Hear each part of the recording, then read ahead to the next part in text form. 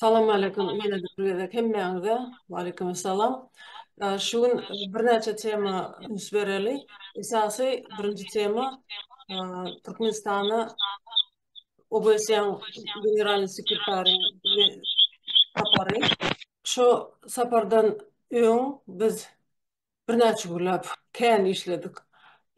Şu işlen dokumentimizi birinci gün yüzlenme görünüşüne Европаның Қауіпсіздік ve Хызматлашып Құраманың генеральный секретарына Helga Schmidt'e uğradıp yetiştik.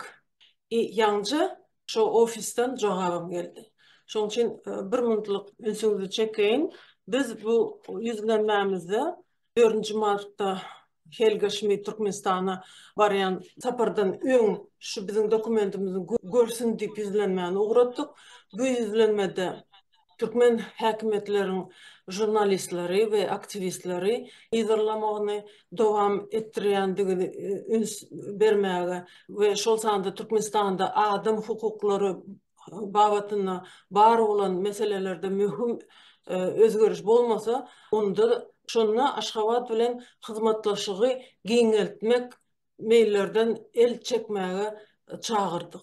Sebebi özüňiz bilýänsiňiz, Ýewropa belki yurtlar Türkmenistan'ın iqtisadi hizmetleri giňeltjek bolýarlar. Biz bolsa, egerde Türkmenistan'da insan hukukları yerine getirilmese, egerde yıl-yıldan insan hukukları bozulsa, onu bular ýalak giň meselelerde hiç hili hizmetlaşygy gatnaşmaly däl diýip çağırış edýäs. Şol yüzlenmede biz 2003 ýyldan bäri Türkmen häkimetlerinin özüne bähseş hasaplayan yüzlerce adamı habar hatyrsyz tutuklukda saklayandygy belledik ve bundan başga da Türkmen resmilerin häkimetlere karşı tanqidi pikir aýdýan raýatlary ýygyrylmagyny we gorkuzmagyny dowam etdirýändigi, munyň hem yurdun içindäki we daşyndaky raýatlary degişildigi görkezdik. Şol sanda biz Türkmen aktivistleriň hem yurtdaky hem daşary ýurtdaky ýaşaýan Türkmen aktivistleriň Nurgeldi Halykow dagy, Mansur Mingeýew, Hudaýberdi Alaşew olar Türkmenistanyň içinde. Mundan başga Murat Düşemow Türkmenistanyň içinde. Şol sanda daşary ýurtdan Türkmenistana uğradylan Azat Isakow, Mälik Alyberdiýew, Farhat Meymankuliýew, Rowşen Kılıç, Döwran Imam we beýlekleriň ykbalyny açaçan görkeziň diýip çağırış etdik. Indi ýaňy ýakyn siz bilen gepleşip oturýarkam, jogap geldi şol ofisden. Size uğradan hatyňyz üçin taňry ýalkasyny diýýärler. Bu hata 24 gurama gol çekdi. Ýaňy ýenem 2 gurama haýyş etdiler bilen goşuň şoňa diýip halkara döwlete degişli däl insan hukuklary gorayan guramalaryň başlyklary goşuldylar. Gelen hat diline благодарим вам за письмо. Мы отвечаем вам, поскольку генеральный секретарь находится в командировке, она попросила меня немедленно ответить вам от ее имени. Я знаю, что на всех своих встречах с представителями правительства она будет поднимать эти вопросы.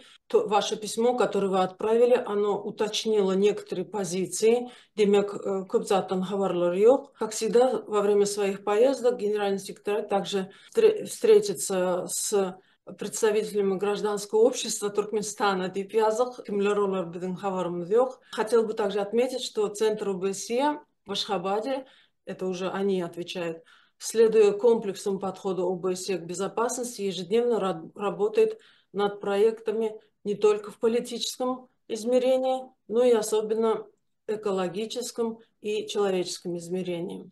Аспекты прав человека учитываются в его проектах по всем 3 измерениям. Как вы знаете, среди структур ОБСЕ стоит задача оказания помощи государствам-участникам ОБСЕ в обеспечении полного соблюдения прав человека. Представитель по вопросам свободы средств массовой информации уполномочен, среди прочего, защищать и способствовать полному соблюдению принципов и обязательств организации в отношении свободы выражения мнений, свободы средств массовой информации. Поэтому мы передали ваше письмо директору БДИПЧ и уполномоченному по вопросам свободы СМИ искренне ваш Патрик О'Рейли. Yankı nemeni yüzlenme barada gurun beremne. Şu yerde biz ayratin peygamber geldi Alaberdiyev ve Sultan Açilova barada yatlattık. Eğer bilen olsanız olary Türkmenistan'ın çıkmağı qadağan edildi. Şu arada da ayratin görkezdik. Sebebi bu yan yakın bolun vakalar. Elbette biz bu hatı yazmağa geçen hepten 3. gün şu Türkmenistan'a barayandığı eşitlik yönü haçandığı belli olmadı. Bize hiç kime bunu aytmadılar, gizlediler. Hemişe kıyalı siz bilýäňiz, OBS'ye Türkmenistan bilen garatnaşygy has ýakyn etjek bolup, häzir wagtlar Türkmenistanyň men pikirim boýunça resmileri haýyş eden soň jikme-jik detallary aýdanoklar. Ýöne biz 4-nji gün eşden soň şu haty misalları jemläp, onuň 5-nji gün ýenem 2 guruma goşuldy, 6-njy gün bagdurun gije güni işläp taýýarlap ýetişdik. Daňdan 1-nji gün ofise uğradyp ýetişdik. Şu ýerde belemeli zat, gynansak da hançary siz bilýäňiz, näçe ýyldan bäri biz owony, OBS-ni tanqid edip gelip otur, sebäbi olar soňky ýyllarda öňkü öz bellenlen funksiýany dogry ýerine ýetirip bilenoklar. Yine de bir misal, yankı bolan datany, wagtyny görkezmediligi şu bir nemesi ýaly bolup dur. Tasdiklaýar. İkinci mesele bu neme barada. Eger eşden bolsaňyz, soňky wagtda Türkmenistanyň Türkiýe viza almak meselesi gaty agyrlaşdy. Biz bu mesele barada öňden bäri işläp otyr, 4 gurama bilen Erdogana hat uğratdyk. Şu yerde şu kıyınçılıkların hemmesini jikme-jik yazıp koyduk, berdik ve şu viza girdilen soň Türkmen halkyň hereket etmek hukuky has basalanny, has agyrlaşdy. Sebäbi bu meseleni korrupsiýalaşdyrdylar.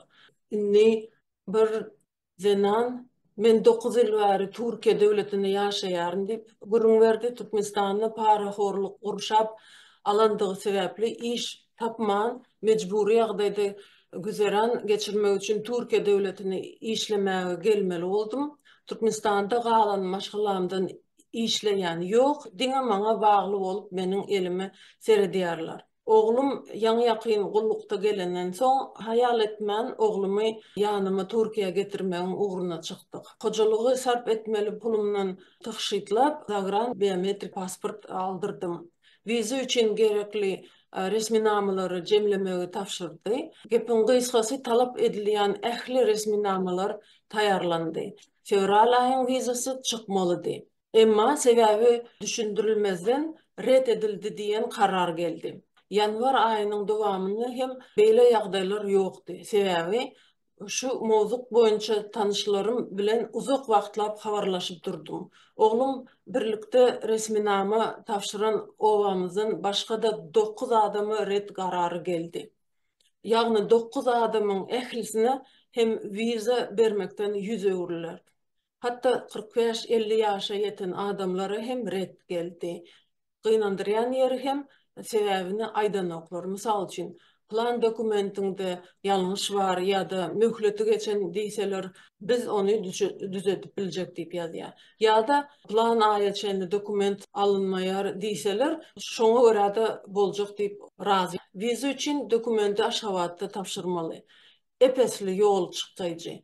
Mehmanhana çykdyjylary adamlar üçin ansat däl. Viza merkeziniň hyzmatlary hökmüne çykýan karara seretmezden 115 Amerikan dollary saklanylýar. Soňundan hem viza alyp bolanok. Tahminan 100 adamdan soňky wagt 3-4 adama viza berilýär diýip şeýle habar uğratdy. Türkmen hökümetiň maksady näme diýip sorag berýär. Türkmenistanyň çägini ullakan konsentrasiýon lageri öwürmekmi?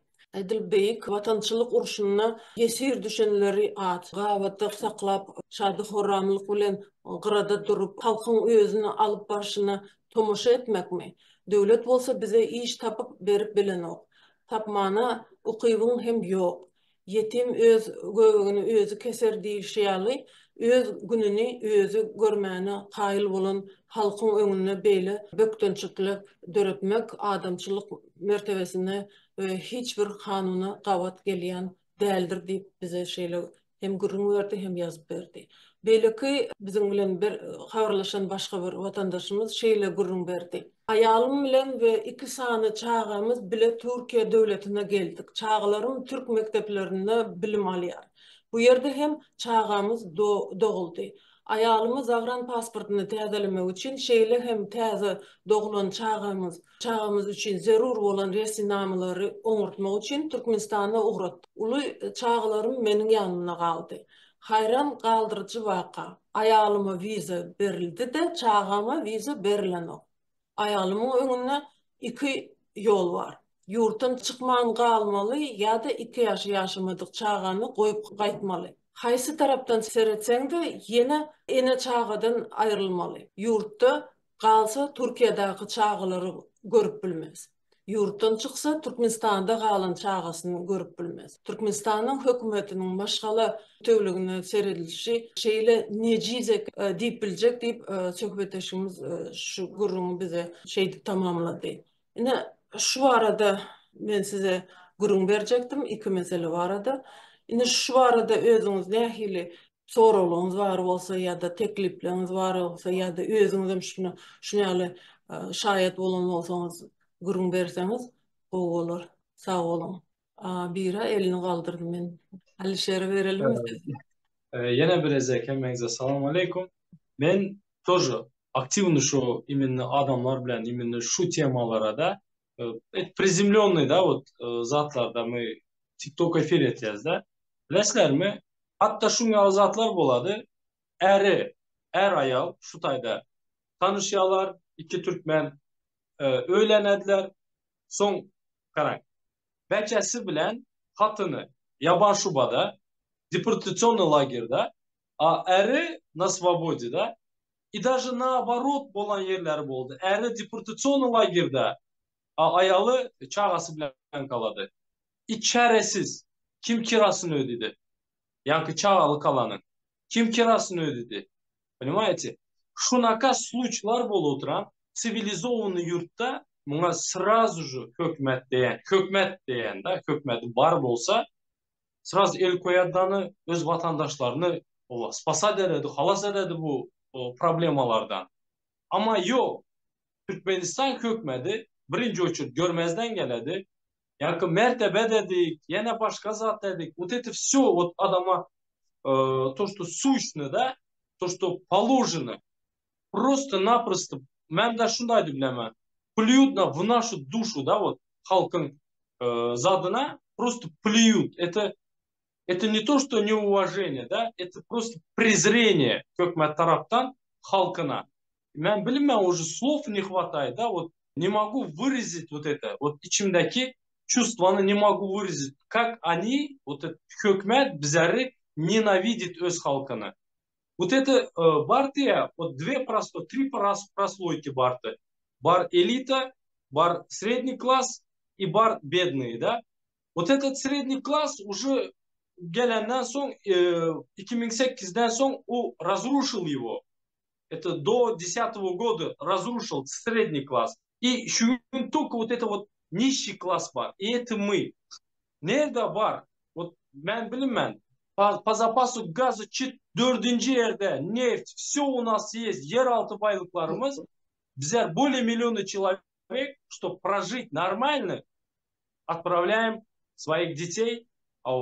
И bilesler самое, что странное, да, bizler şunday, как это сказать, нас до такой степени, да, беспринципные adetdi bizden halkımızı, что 5 bir семья ölse, или же 50 adam öldü gördük da, просто ilay omen ettik, и все, там, cayı cennette bolsun, все, menin işim yok, menin derdim yok. Havarı yok şu ayda oturan adamın, ertesi sana hem geledi şu zat, да, понимаете, и çünkü gün ben spokойно aydı bilemem de, потому что обществоны görüp tutmam, прямой эфирларда izliyor tutmam emmez adı, это 80% на данный момент, маңа değmeyen yılan mün yaşasında oturan. Ama sende они забывают то, что ularda вот этот зеленый паспорт gidecek yeri yok. Türkmenistan vatandaşı. Bizler neçen birte kızlarımızı yitirdik. Turca'da, Rusya'da eredeyip abratını varmayacaklar. Adamlar cayını satıp, maşınını satıp, hem adını satıp Turca'ya geliyorlar. Гражданство için они борются, чтобы Türkmenistan'a varmayın. Все, вот клянусь. И таких молодых пацанов мы теряем. Yitiren yine bizim halkımız, bizim общество издеваться edip просто bilinmeyen arkada iki часть вторая, пока денег не нашли, издеваются над нами и опять-таки же halkı soyuttular. Именно sizin aytışınız gibi viza centerlarda dokument verişlerinde и вот этот паспорт темасында. Вот такие грабят нас. Хватит молчать. Спасибо. Salam aleyküm emme ildeşler. İn bir meseleni gozgadıklar Ştayda. Men hazır Avrupa'da yaşap görün. Ştayda yankı Rusya bilen Ukrayna'nın arasındaki oyan harbi çakmışıktan son Avrupa'da ulakan migrasyon krizis döretdi. Şol krizisin içinde de şol gelen migrantların içinde bir topar Türkmen vatandaşları var. Indi menin Ştaydan alan resmiden malumatıma göre indi resmi malumat dip aydıp bilmeyen onu sebep tasdiklap bolanıp Avrupa'da umuman 15 bine yakın diye nelegal Türkmen yaşap gördü. Nelegal Türkmen. Onların ama ağlava böleği Ukrayna'dan kaçıp gelen taliplar ağlava böleği. Hem de hiç kaysının yurda dolanıp gelmek niyeti yok. Yani esası çeken problemalarda şu bizim yankı pasport meselemiz de. Indi bir zat kızıklandır yaştayda Türkmenistan'ın Migrasiya Kodeksinin 29. maddesinin 3. bölümü Rus dilinde de okasan da Türkmen dilinde de okasan da şotayda yazıktı. Daşar yurttaki Türkmenistan'ın daşar yurt ilçihanalar hükma suratda öz rayatlarına pasportun möhleti dolanda pasportunu təzəlep vermeli. Rusya'dan gelen, Belarusya'dan gelen, Kazakistan'dan gelen, son bir topar şol postsovet yurtlarından, Gruziyadan, Armeniyadan gelen bir topar tanışlarımız var Avrupa'da. Şolar bilen gurumdeşik geçeceğiz. Hususan da Belarusya'dan gelen migrantlar, siyasi bozgunluk sorap gelen Lukashenko'nun diktatör rejiminden kaçan adamlar bilen gurleşeceğiz. Olar bize gurrum veriyada 2020 yılın vakalarından son diye Lukashenko karar çıkardı. Yankıda şeryurt ilçihanalarında öz rayatlarına pasport vermek mümkünçülüğünü çeklendirip dine yurdun içinde vermeli edildi diye de. Men olarak seyredip gülyen de bizim diyen diktatör diyen bizim Türkmenistan hükümet sizin Lukashenko'nuzdan üstün çıktı. Yani 30 yılın devamında garaz bu prosedura bizde amalaşık geliyor diyen de. Hem de in ülkeşikleri şu Belarusya devletinde girizlen kanun resmi taydan resmileştirilen de resmi taydan. Bizde resmileştirilmedik. Şu meselenin önünü almaklığının en bir esası yarağının bir yarağı demek yarağı da ne şol ilat şu barada gürlemeli, aytmalı. Olar kösönüp gör. Dürlükeli araçlara para vermek bilen şol dokument meselelerini çözecek bolyalar. Gıynansak da daşar yurttan öyüne kaydık gelenden son Türkmenistan'dan çıkma için bir topar bürokratik böktenşliklerden geçmeli olyalar. Bürokratik böktenşliklerden başka da adam tapıp para vermeli olyalar. Bir topar yankı aldavçı maşenlik bir de olara düşerler. Bar kazanan pulunu şol hükümete taşlak kayıttı. Şu meselenin çözmek için aytmalı, gürlemeli deyip aytıyaz da. Yöne gıynansak da şol 30 yıldan ot gelen diktaturanın, yani şu diktaturanın rejimi esasında eyyem bir neçe nesil kemala geldi. Kemala gelen nesil korkuda önü östü. Gürlep bilen o. Şeyle bir psikologik bariyer var. Şu psikologik bariyerden hiçbir adam geçip bilen o. Hatta erkin azat devletlerde yaşap gören köp Türkmenlere de seyretsen izine seyredip görüyor. Daş dövrendeki adamlardan düşman gözleyen. Bul meni satar mı? Bul meni satmaz mı?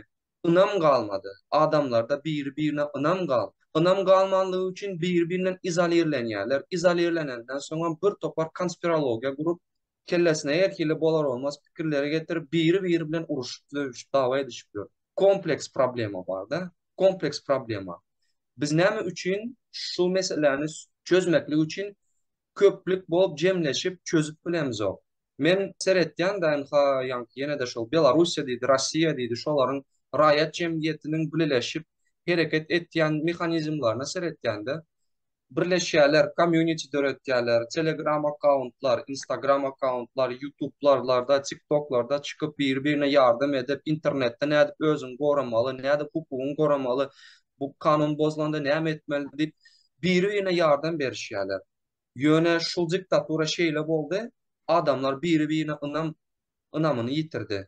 Şonuň üçin hem biz meselemizi çözüp bilemiz o. Diktaturada mundan peýdalanýar. Men pikirim boýunça inni birinci nowatda ýanky sana geçen guramalar var. Şolar üçin birinci nowatda Orta Aziýadan, Türkmenistandan ýanky birinci nowatda enerji resurslary gerek, gaz, neft, şol zatlar. İkinci nowatda transport meselesi, Orsiýanyň üstünden nagadan bolan soň ýanky Kavkaz, Orta Aziýadan şeýzip Aziýa çykmak ýoly transportyny ulanmak. Onuň üçüncü mesele, esasy mesele. Orta Aziýa döwletleri Orsiýetden, Kitaýdan daşlaşdyrmak. Şoň üçin şu zatlary üns berip, şu üç mesele üns berip, ýanky insan haklary bilenmek näçinji nowada, ikinji diýiljekkäl, üçüncü diýiljekkäl. 5-nji mi, 10-njy mi, näbilin, ýöne aýdylýa bilen ýöne boşluk aýdylýan ýaly, bu ýagdan ýaly. Hiç hereket ýok. Häzirem ýanky Obaýsyan general sekretary bolýa men kabul etýän alym meseleler goýular, bu meseleler goýularna da kiçi dillen berdi goýulýar. Ýumşak formada. Ol Türkmenistan üçin ol aýdylýan çiwin çakan ýaly. Absolutna hiç bir täsir etmeýär. Eýnarsam näşi ýanky halkara gurumlary baha bersek. Şoň üçin ýöne dogry onu da el sowatmalylar talap etmeli, ýanky alhatlar başga nähili görnüşem bolsa ýygnaklarda çykyş etmeli, tanqid etmeli, şo gurumlaryň özünem bu näme üçin ýa-da hereketi goşudan üçin. Ola bir ýanky vize meselesi boýunça. Gowşy döwletler alyp görsek, Tajikistan, Kyrgyzstan, esasy şolyky döwlet, Özbekistandan var bolan ýanky şo döwletleriň raýatlary iş meselesi boýunça ýurtdaşyna çykýarlar, rahat çykýarlar, işleýärler, öz maşgallaryny ekleýärler. Hökümetem onu bilýär, özüniň dolu iş ýeriniň iş bilen üçüm edilmejegini bilýär. Şo maşgalalar, şo adamlar öz maşgallalaryny başga ýol gözläp eklemese eklenişi ýokdugyny bilýär. Şoň üçin oňa päs geldi Türkmenistan ýaly. Öňüne döwlet goýmak däl, gaýtap kömek etýärler şolar ýaly. Meselem Tajikistanla Orsiýet bilen anlaşma baglaýar.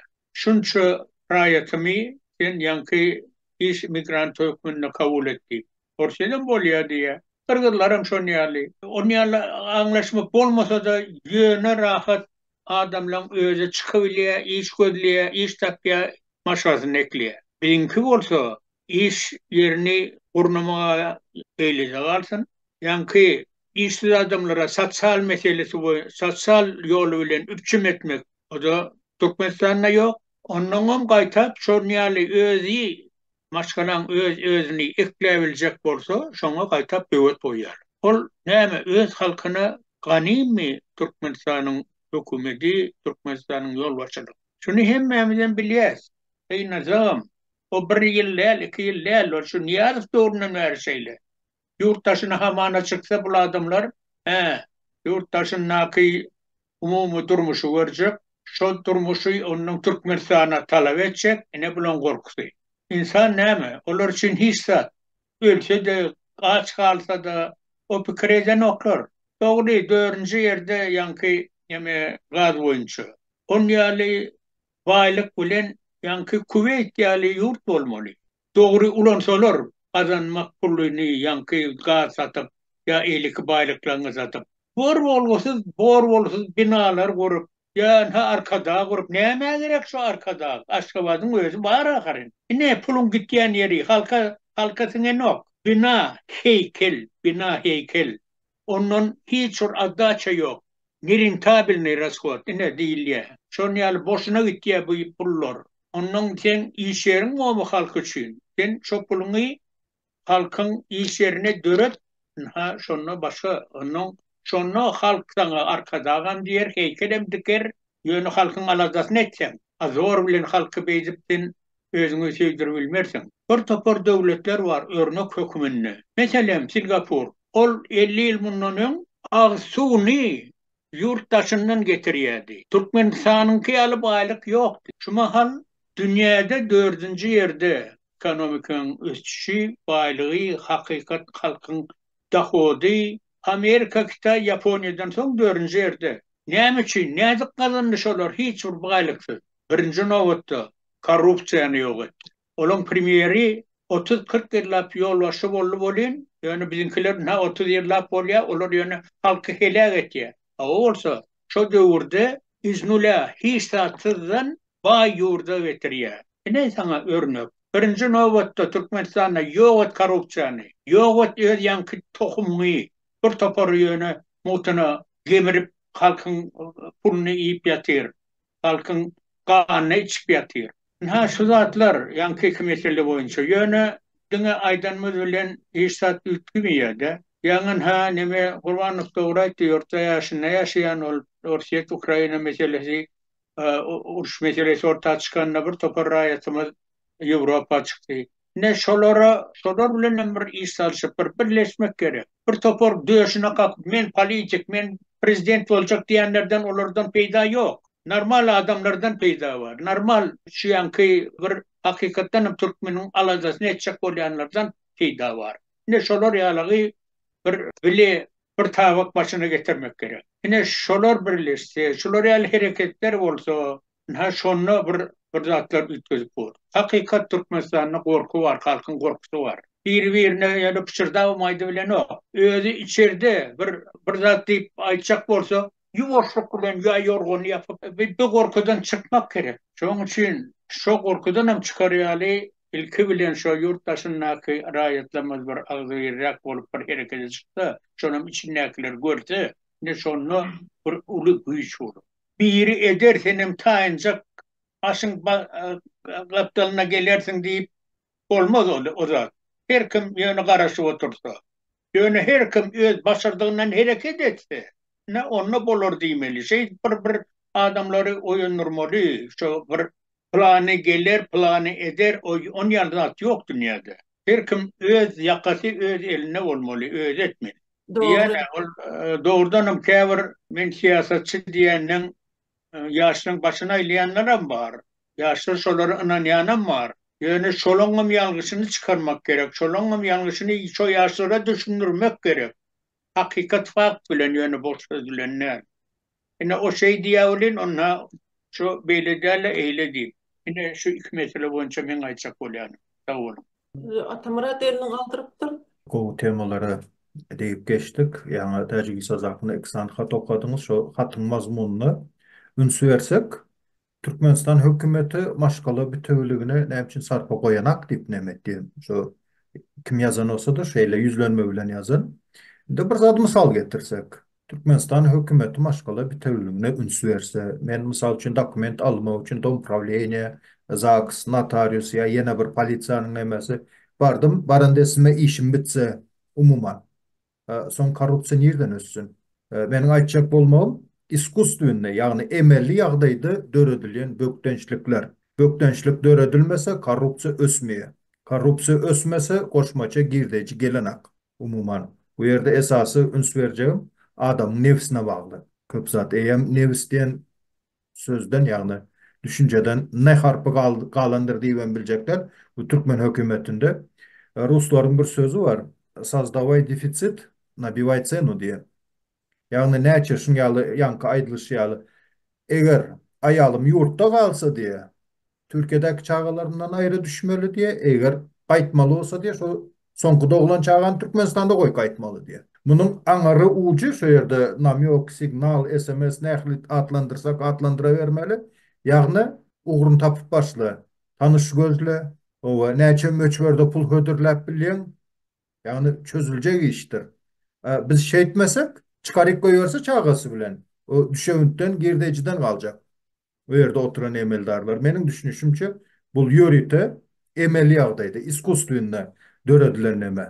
Şonu ýaly diýip düşünýän. Ondan başga bu pasport meselesinde görensiniz belki fevral ayının başında Daşary İşler Ministriniň ornwasary Wepa Hajiýew onda yani atçot berende biz diye daşary ýurtdaky konsullarymyza, konsulluk edaralarymaza abarodownia alyp berip bilemzak diye.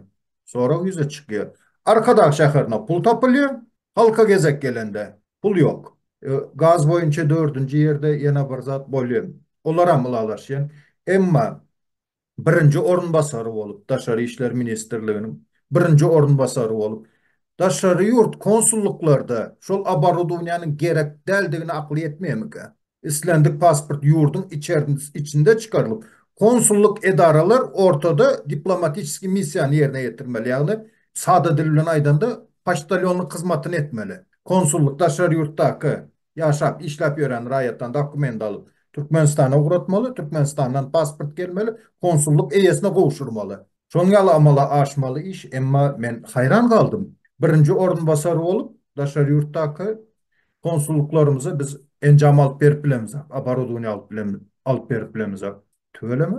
O akıllı şäher gurmana pul tapylýar. Halka gezek gelende tapylmaýar. Bolýar. Men teklip berjek. Türkmenistan hökümetine teklip berjek.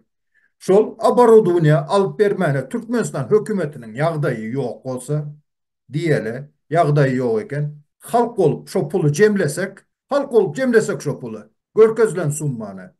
10 000 adam däl, 100 000 adam däl, milyonlarça adam kösenip otyr pasportsuz. Ondan soň üçin edip bilermiki? Türkmenistan hökümeti daşary ýurtdaky konsullukları.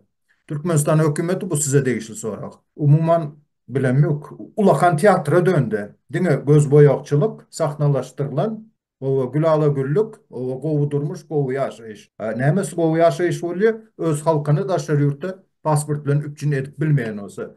Yani eýindeşimiz reýim berdi belläp geçdi Türkmenistanyň migrasiýa hakyndaky kanunyň 29-njy maddesynyň 3-nji punktunda.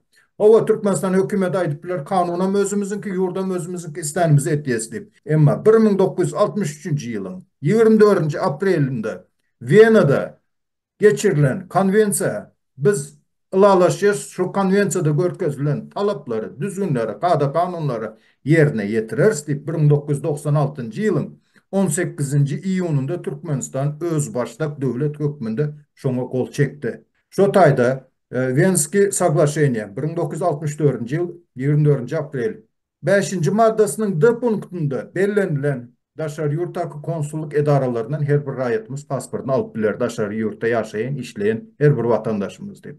Onu da ýerine ýetirenak. Umuman aýdylanda diňe göz boýakçylyk, edenetdilik, pulun var, işiň bitýär, pulun ýokmy garaň aksyn diýilen boldy. Şo zamana geldik. Ýene bir ruslaryň sözüne diýip geçjek bolan şutaýda каждый народ заслуживает своего правителя.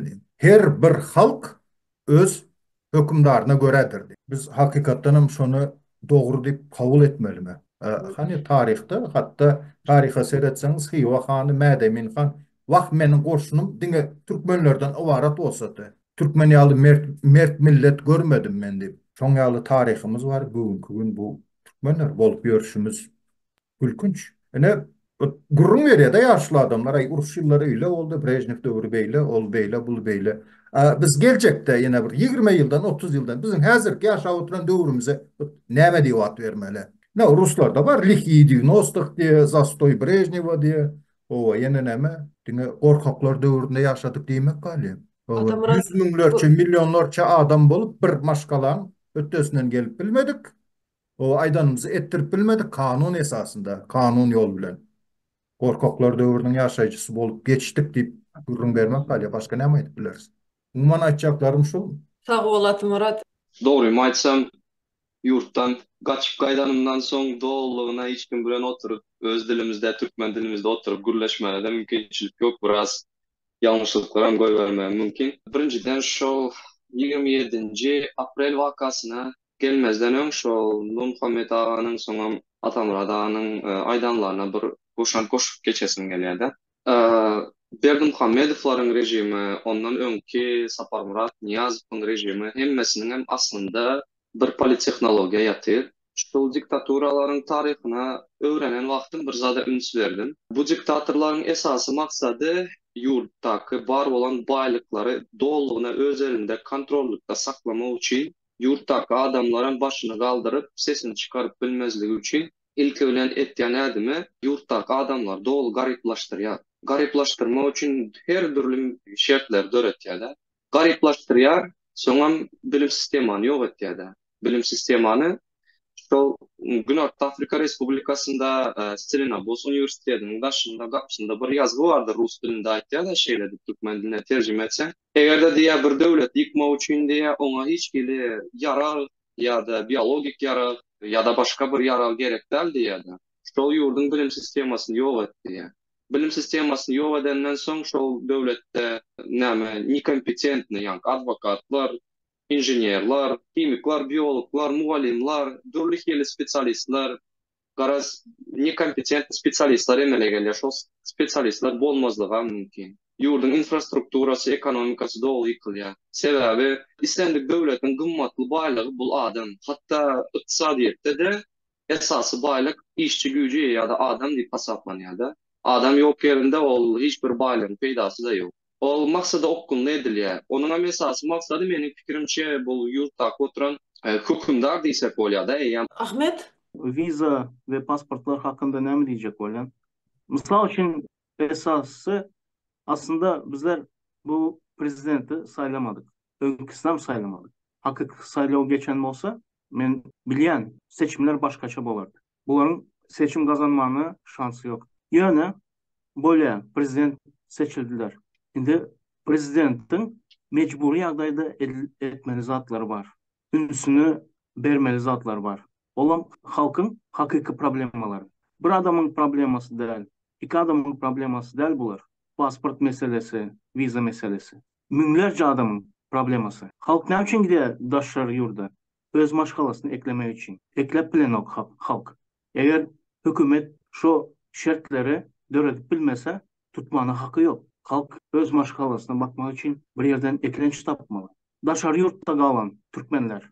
Meseleler çözülen ok. Pasportlar başka yurtların hemmesi pasportları berýär grajdanlaryna. Bizlerin döwlet önkü pasportları belli dursun. Häzirki köneden pasportları çalışıp beren ok. Bolýan häzirki gutoran pasportlar, gutoran adamlar barıp çalışıp gelip bilýär. Önkü pasportlu bolan adamları nämiş etmeli. Olar gidip bilen ok. 5 ýyl deport goýulsa pasportuna diýmek çağaları, maşgallaları şu 5 yıl eklenip bilmez. Bir tek şu eklenç iverip oturan adam 5 yıllık tuzak türmede kalan yalga alsa yurdun içinde kime eklesin o çağaları, o maşgalasını. Şu zatların emmesini devletin başında duranlar bilýär. Bilýär, biz hemmemizden bilýäs, bilýärler bular. Bilgeçleyin ne diýerler? Adamların problemaları gutarmasın, başını kaldırmasın. Politika aklına gelmesin. Bizlerin halkam şu olan oyuna giren ýaly, olan pikir ediş ýaly özüne alıp barýar. Bu döwletin başında duran adamlar pikiringizçe gorkanok mu halk galyp bilerdi? Gorkýarlar. Bir wagt güçlü gorkýardylar. Yani halktan ses çıkmasa korku gider elbette. Şu halka aýtjak bolýan. Halk hiç kim gücü yetmez ýaly bir döwdür. Ýöne şu döw gücünü bilmese garynjaça gücü bolmaz. Men açık zatlarım şu.